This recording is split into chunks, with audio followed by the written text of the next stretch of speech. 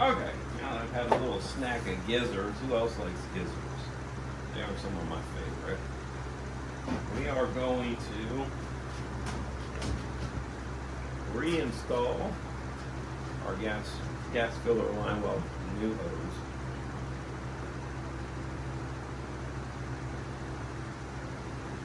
Originally, if you saw the first episode, or one of the episodes, I got into it really just to see the fuel tank and then realized how bad the floor was. And that there were actually screws underneath the fuel tank that were just starting to pop through.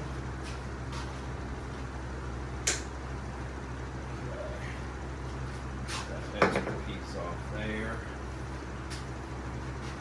And I kept my old one so that I can match up and cut my new one to fit.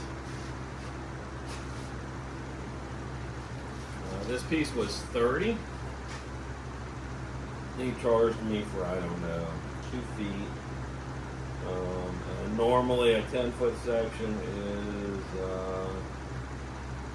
$220.79. $220.79 for 10 feet of the correct fill hose for your boat, by the way. If you don't know that, it needs to say on any boat, freshwater, saltwater, no matter what, U.S. Coast Guard Type A2. This is not the same as you get it at an auto parts store.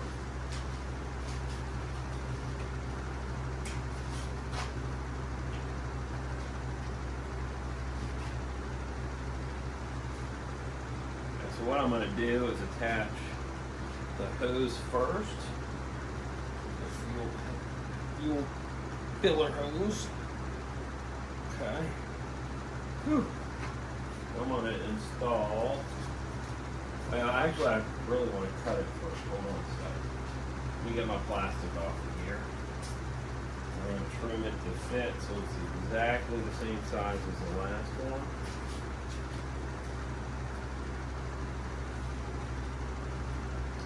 I guess I'm going to need scissors.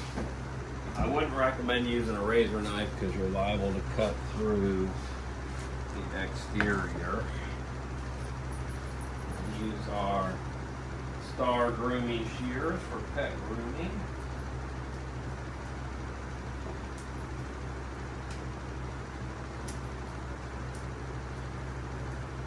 I don't recommend doing that. I just want to see how well they work for cutting fiberglass and other projects. I've always been interested in knowing, and finally, well, with you guys, I was like, what the hey? I just hit it up. What the hey? Okay, so we're going to set these two hoses exactly side by side. Come on down. There's normally a marker here somewhere. Now, I would pick your widest section of hose, wherever it overlaps at the widest, is what you're going to want. So that's going to be at the 355. We're going to need that first 355. This is special hose cutting pliers, but they are not going to cut all the way through here. I guarantee you they are not going to. There's a piece of wire in here. All I'm really going to do, because this should give us a nice straight line, is score it.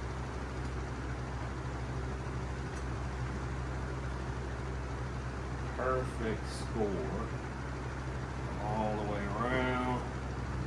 Just kind of keep going. Hopefully it'll just keep following around. The first time it did, second time it went kitty wonkers. Kitty wonkers, that's a word. That is.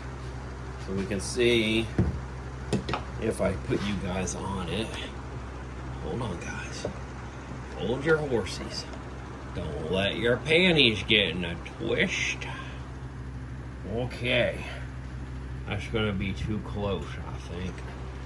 I don't really know, but we're going to look. See that split right there? Oh, yeah. That's what you're looking for. Now you can see my secondary split right there where we kind of got off, but you'll see it comes right back around nice. That first cut is like perfect. I'm going to let the end put some weight on here to kind of open this up again.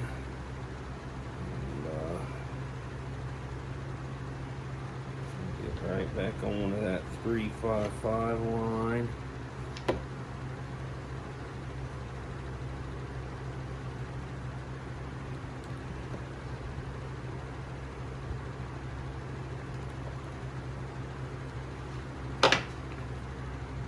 Okay, it's looking pretty good. Now I'm going to need to raise the knife the rest of the way through. And my dikes. You're always going to need a pair of dikes.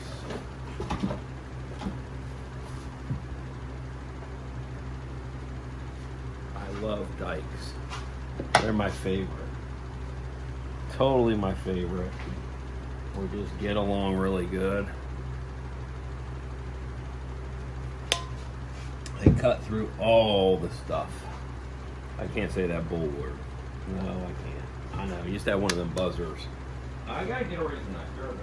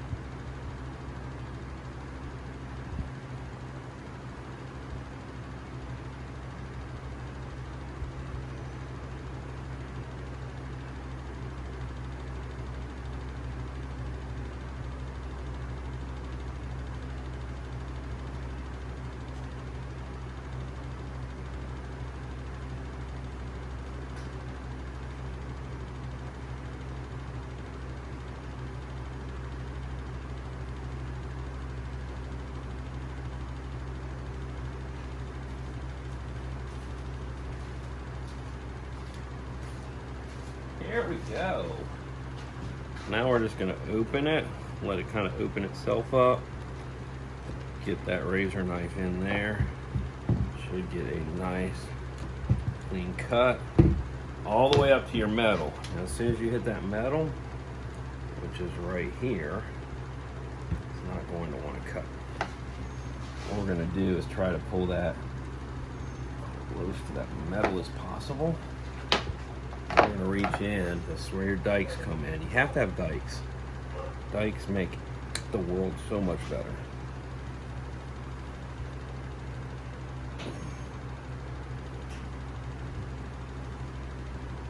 Come on.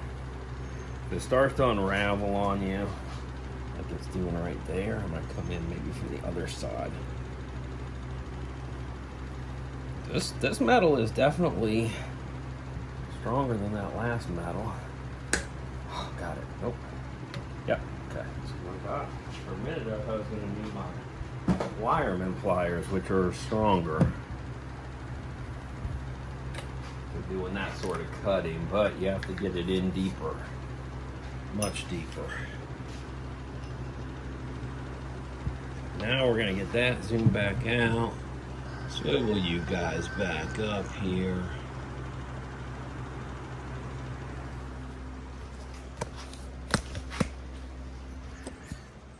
Okay, this is the insertion section.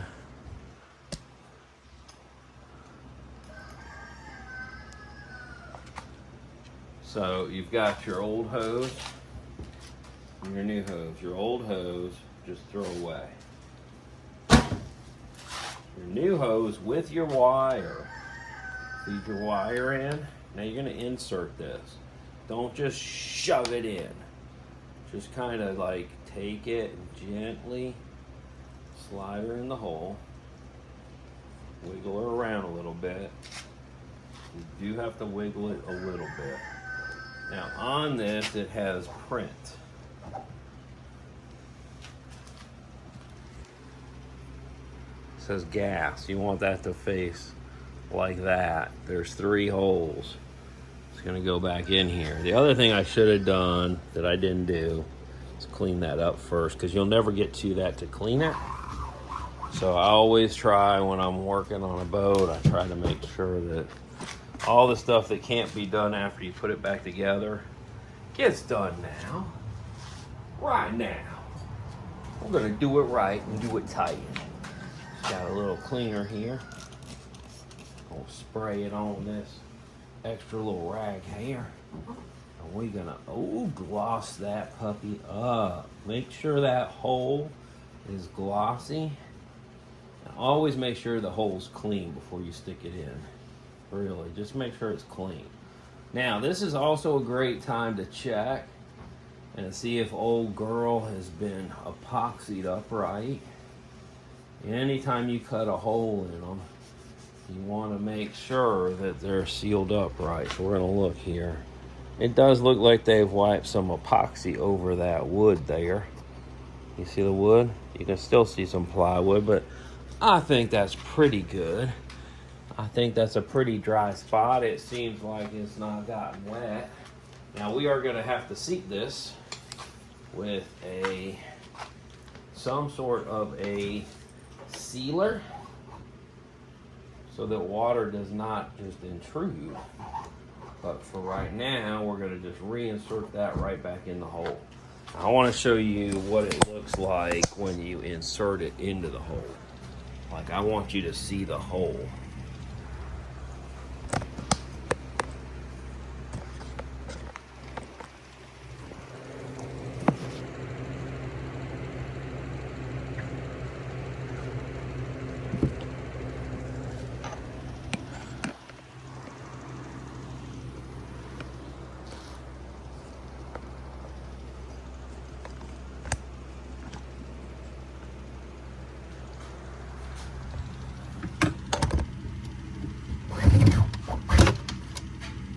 Okay, so now you're going to get to see the hole get stuffed. Just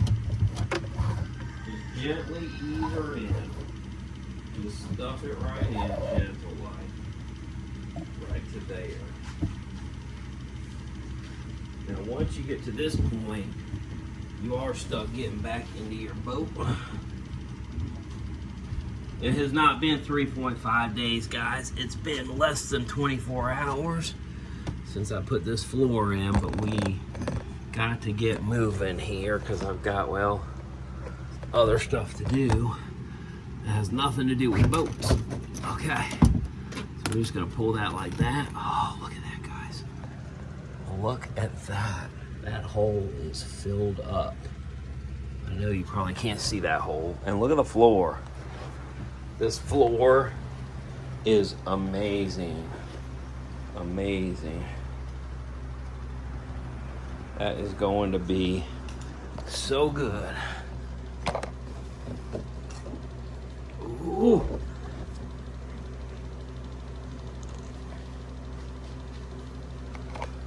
So good, so good, so good. Okay.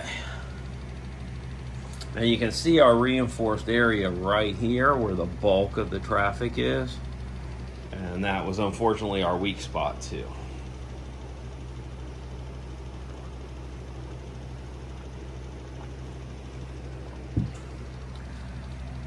Once we cut this hole, I may mix some more epoxy.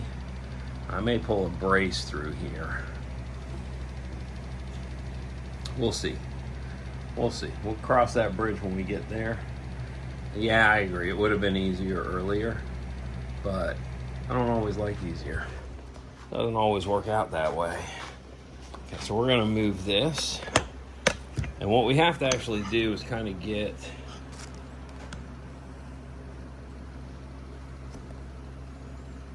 this piece to line up in the hole. And that requires us to lift everything on the inside and then put our screws in. Yes, at the same time, guys. 100%. At the same time. First thing I need to do, though, is find some sort of caulking we can use on this boat. Let me go see what I can find for us. You want to come? Okay. I'll take you guys with. We're going to go searching for caulking.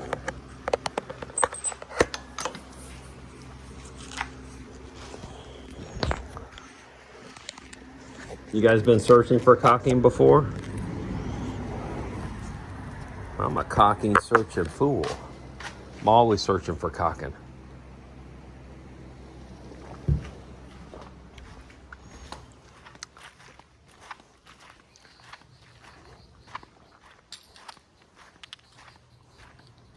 Let's find the caulking. Let's find the caulking. Where is the caulking? Where is the caulking? Can you guess what type of caulking we're going to be using? Yeah, no, my voice is getting a little mumbled because, well, I'm sweating and it's dripping down my face. It is 100 degrees today. I probably should not be doing this, but I got to. We got to caulk it up. It's just not a good day for caulking. Aha! And I have a suitable caulk on here. ProFlex RV. Why would I say ProFlex RV is great for boats? Well, look, it's a flexible sealant that sticks to fiberglass, which is all you want it to do. Oh, is it even open though? Damn. I don't think it's open. It's an unopened tube. Well, because once I open it, I'm wasting a $25 tube. As soon as you open it, it's a done deal. Especially living, full-time as a salesman traveling.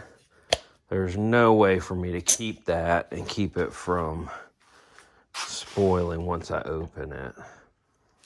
I gotta open it anyways. I don't know what I'm gonna do with my cabinets in the RV. I got one cabinet that does not want to stay up no matter what I do. I think I'm gonna ProFlex it up. It's my thought. I'm gonna get my brace in there and ProFlex it. So I guess I can go ahead and open this. Let's just open it. It's for the customer. Let's open it. Can you tell I don't want to? I don't want to. It's expensive to open.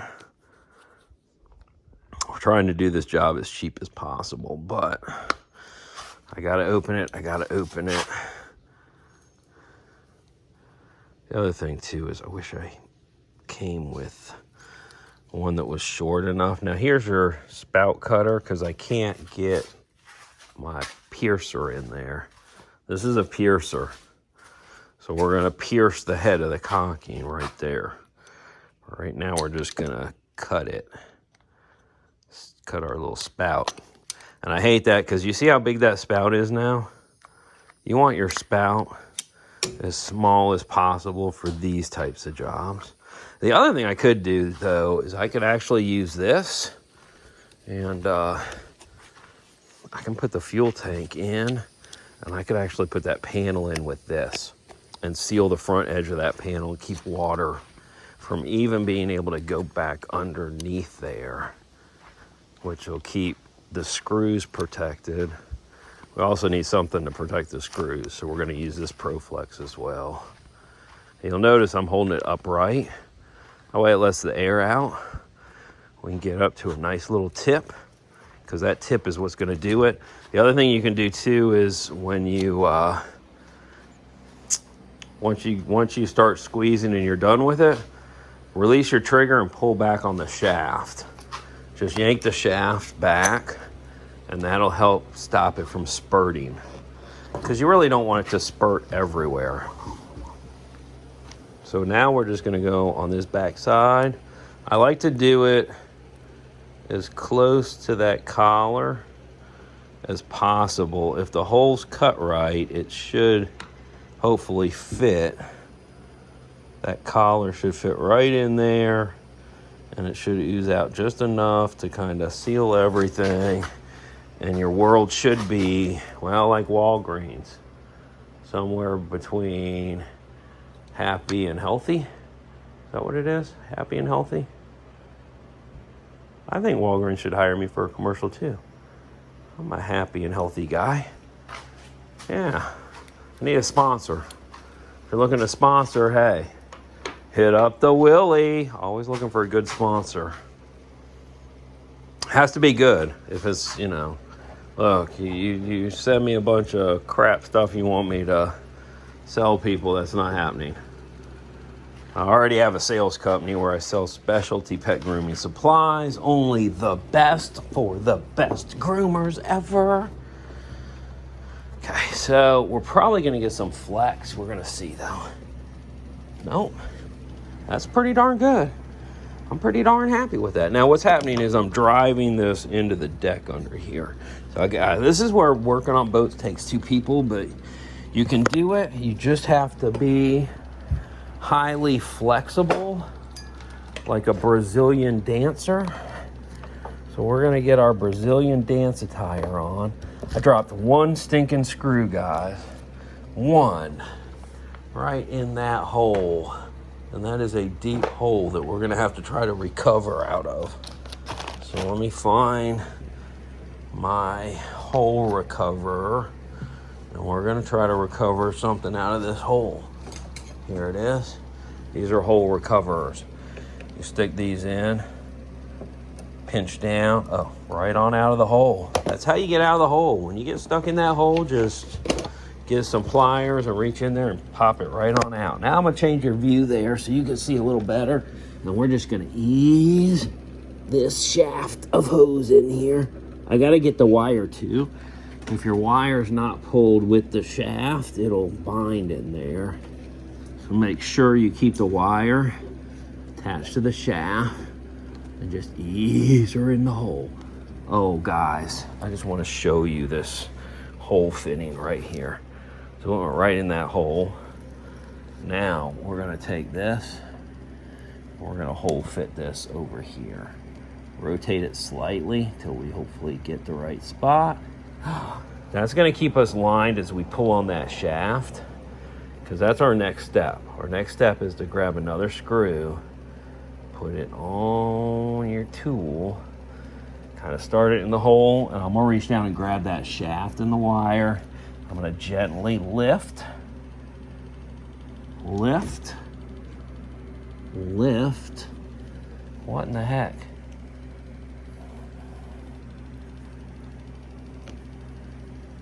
We're not getting the lift that I had a minute ago. Hold on.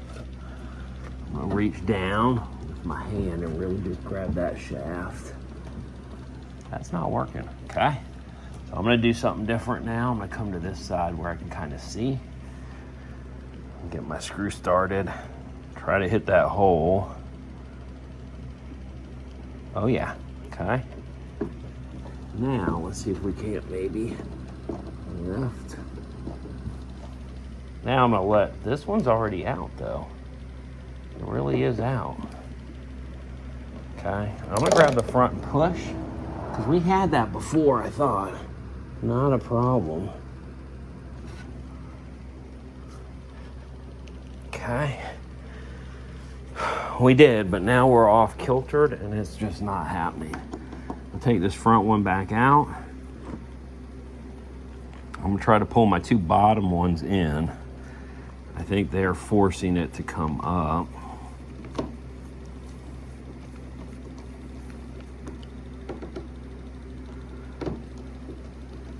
I just don't want to break it. So I want to be very gentle because it is just rubber. Plastic, really. Some sort of nice ABS plastic. Okay.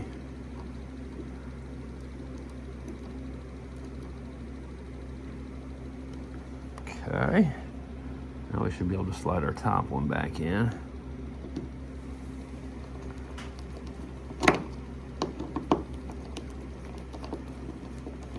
Now we are screwed in. We are totally reattached. Only thing we got to do are our clamps from underneath. Drop our tank back in and put our other clamps. But before this stuff starts to dry, ow. This is the problem with walking around on fiberglass decks. Pretty sure I just got a little piece in my toe.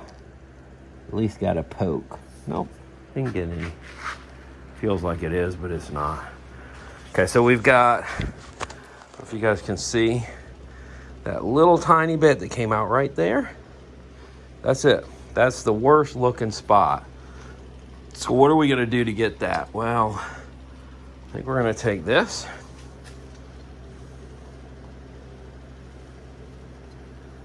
And you gotta do little tiny bits, otherwise you're gonna jack it all over everything. That is the key to this. If you've got a big area to do, this could take you a little bit. Okay? Now I just wet my finger. Yeah, right in my mouth, which is nasty. I'm not lying to you. Well, think about it. I've been working on a boat all day. Okay, and I did all the way around. I know some people are like, oh, just leave the bottom edge open. I don't leave anything open. I think it's too high a risk of water intrusion into your wood. The idea is if water gets in there, it still has somewhere to run out. We're going to take a look at this toe in the light. Feels like there might be something in it. Use our adventure vehicle. Oh.